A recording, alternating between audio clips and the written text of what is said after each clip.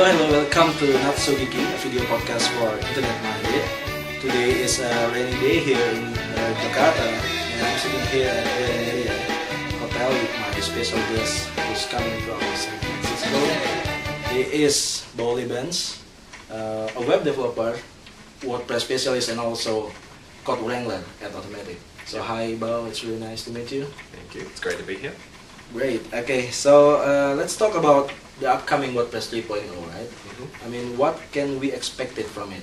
And what kind of features would be available in here? Okay.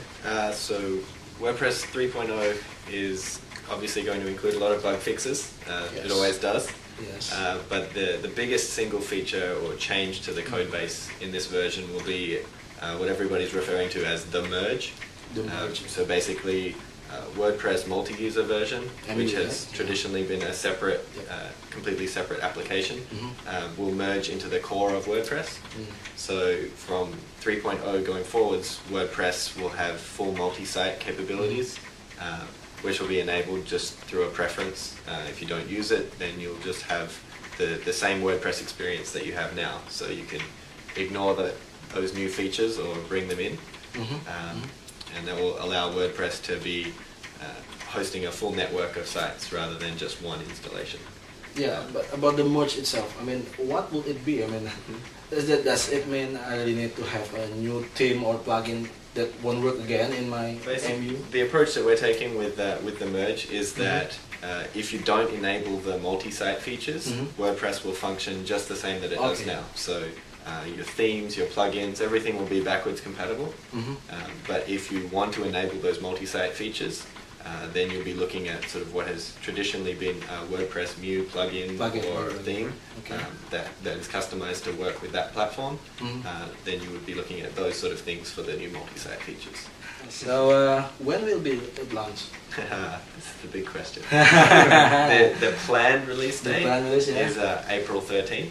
The current schedule is that February 15th, I think it is, there'll be a feature freeze, so no new features will be added to the code base.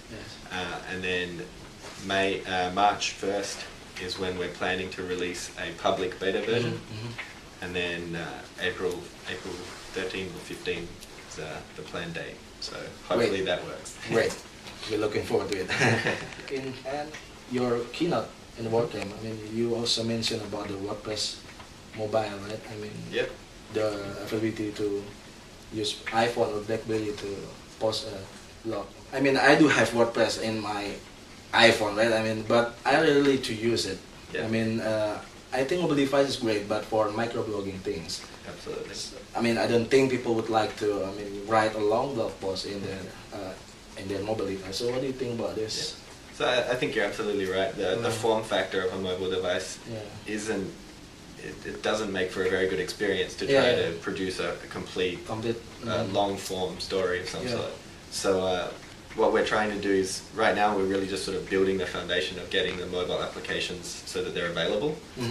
But really we see them as catering more towards people who are doing more of a microblogging sort of process. So we're aiming to try and support media, so uploading photos and videos directly from your handset. And then also, if you're using a theme such as P2, for example, which is a custom theme that Automatic developed, it makes your blog much more of a microblog anyway.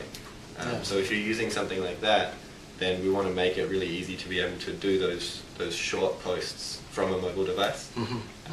But also moving sort of, especially with the iPhone and the recent release of the iPad, that version is going to be compatible with that. So you start getting more of a closer to a desktop experience with a more full-size keyboard. Okay, now about CodePod. It's basically WordPress, a list of WordPress consultants around the world, right? I do look actually in the Asia directory, and there's currently 2 countries there, Japan and Singapore, no Indonesia yet. So what are the requirements to get being there? I mean, is there any test or certification? I don't know. Okay. So CodePod is a very young project, which Automatic gets approached very frequently by companies and government agencies who are looking to implement WordPress, but they don't have the technical ability themselves. So they want a professional who they can pay money to come and do this for them. Sure. So what we've started doing is putting together a listing of all of these people, and that's what's at codepoet.com. So it's a very, very small list at the moment, but the plan is to try and open that up a bit more so that we can build it out and, for example, include Indonesia, include as many places as possible. Yes. So at the moment there's not going to be a test per se, but we will want to see examples of your work, preferably references from clients or from people that you've worked with, as to just sort of what level these people are working at. We have, you may have seen in the current list, we have special indicators of people who have worked with VIP clients. So where that is people who are hosted on the VIP hosting on WordPress.com. So they're sort of at a certain scale, they require a certain level of quality of work. Okay. And agencies or consultants who have worked with those people, they get sort of a special indication within CodePoet. Okay, I mean, do the developers have like a badges or something that can put it on their blog? Not yet. Not yet. As I said, it's a very young project. Okay. So there's a lot planned. We're actually really excited about what we have planned for CodePoet. It's just a matter of getting it done. Great. Looking forward to it. Okay. Yes, I'm going to ask you about RSS Cloud. Last time I heard about it is October 2009, and by that time the only RSS reader is Writer 2, if I'm not mistaken, right? So how is it going now? So RSS Cloud is an interesting technology. It's actually been part of the RSS specification for about 9 years. Yes. It's been around for a long time, but it has not had a lot of widespread adoption. So as you mentioned, late last year there was quite a bit of interest about PubSub and RSS Cloud, which do kind of similar things. So WordPress.com implemented RSS Cloud. So it's one of those technologies which really you don't see it on the front end. It's something that hopefully just happens on the back end with your reader and you don't need to worry about it. We're always looking at new technologies and the adoption rates and what makes sense for the people who are trying to consume content from WordPress.com. So if PubSub, for example, gets wider adoption, then we'll look at implementing that as well. Basically, it's push notification, right? I mean, so people can get a real-time update whenever you update your blog post. And Twitter do this kind of thing and can grow this much. I mean, why is it work in WordPress? Personally, I think that probably the reason is content produced on a site like Twitter is of a more real-time nature.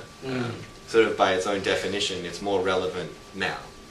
Immediately. As opposed to a lot of the content produced on something like WordPress.com is longer form. Perhaps it's a little more contemplative. It's a little more timeless in that you don't need to consume it right now. It's okay to consume it or to read about it or to view it or whatever within a day or so. But I think it works for Gizmodo or Engadget while they do live blogging, right? I mean, for the Apple event.